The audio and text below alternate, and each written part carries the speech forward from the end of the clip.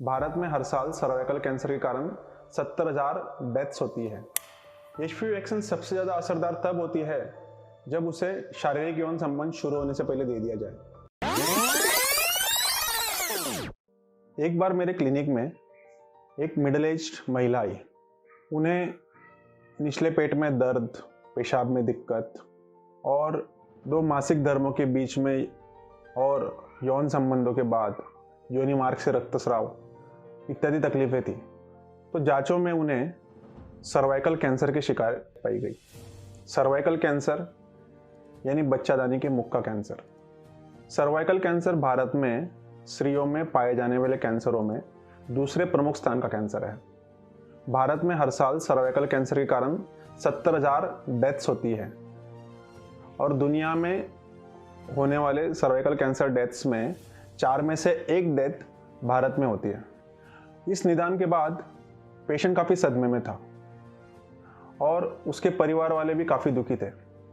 उन्होंने मुझे पूछा कि डॉक्टर साहब, क्या ये कैंसर रोका जा सकता था और क्या हम ऐसे उपाय कर सकते हैं जिसके द्वारा हम परिवार के बाकी स्त्रियों में और बच्चियों में और समाज के बाकी स्त्रियों में इस सर्वाइकल कैंसर को रोक सकें। मैंने कहा, जी हाँ, सर्वाइकल कैंसर रोकने का बहुत प्रभावी इलाज आज मेडिकल साइंस को पता है। सर्वाइकल कैंसर हम एक वैक्सीन के जरिए रोक सकते हैं। उस वैक्सीन को एचपीवी वैक्सीन बोला जाता है। आमतौर पर पाए जाने वाले बाकी कैंसर जैसे ब्रेस्ट कैंसर, लंग कैंसर, इन कैंसरों के लिए कोई वैक्सीन नहीं है, पर सर्वाइकल कैंसर आमतौर पर पाए जाने वाला कैंसर है जिसमें हम लोग उसे वैक्सीन के जरिए रोक सकते हैं। सर्वाइकल कैंसर को जल्दी पकड़ने की और एक प्रभावी उपाय है जिसे सर्वाइकल कैंसर स्क्रीनिंग कहा जाता है, जिसके बारे में हम आने वाले वीडियोस में बात करेंगे।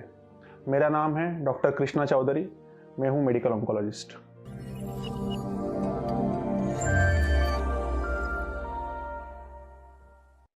एचपीवी वैक्सीन सर्वाइकल कैंसर होने से रोकती है, पर यह एचपीवी वैक्सीन कब दी जानी चाहिए? तो एचपीवी वैक्सीन प्राथमिक तौर पर बच्चियों में 9 से 26 साल की उम्र तक दी जानी चाहिए। एचपीवी वैक्सीन सबसे ज़्यादा असरदार तब होती है जब उसे शारीरिक यौन संबंध शुरू होने से पहले दे दिया जाए। ऐसा इसलिए है क्योंकि सर्वाइकल कैंसर एचपीवी नामक वायरस के शरीर में लंबे समय तक होने वाले संक्रमण से होता है और ये वायरस शरीर में प्रवेश करता है आमतौर पर शारीरिक यौन संबंधों के द्वारा। तो ये जो वैक्सीन होती है एचपीवी वैक्सीन, ये शरीर में वायरस को बसने से रोकती है, पर एक बार इन्फेक्शन हो जाए तो ये वैक्सीन उस वायरस को शरीर से हटा नहीं सकती। इसीलिए शारीरिक यौन संबंध शुरू होने से पहले या शरीर में वायरस एंटर करने से पहले ही ये वैक्सीन दे दी जाए तो सबसे ज़्यादा असरदार होगी। हालांकि इसे 26 से लेकर 45 की उम्र में लड़के लड़कियां और स्त्री पुरुष सभी में इसे देने के लिए मान्यता दे दी गई है, भले ही वो यौन रूप से सक्रिय क्यों ना हो, क्योंकि इस समूह में भी यह वैक्सीन बहुत असरदार पाई गई है।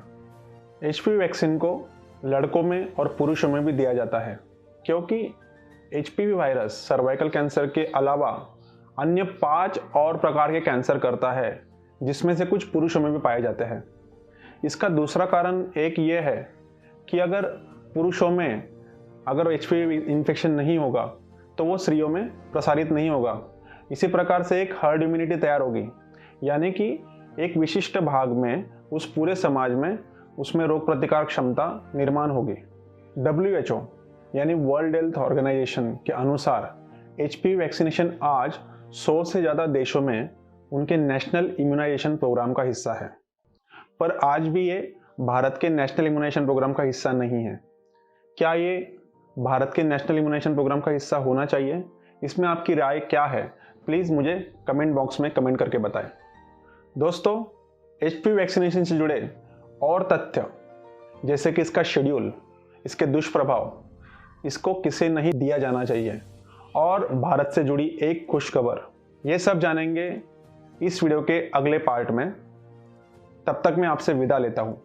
अगर आपको ये इन्फॉर्मेशन अच्छी लगी है तो कृपया इसे लाइक करें, शेयर करें और अपडेट्स मिलते रहने के लिए हमारे चैनल को सब्सक्राइब करें। धन्यवाद।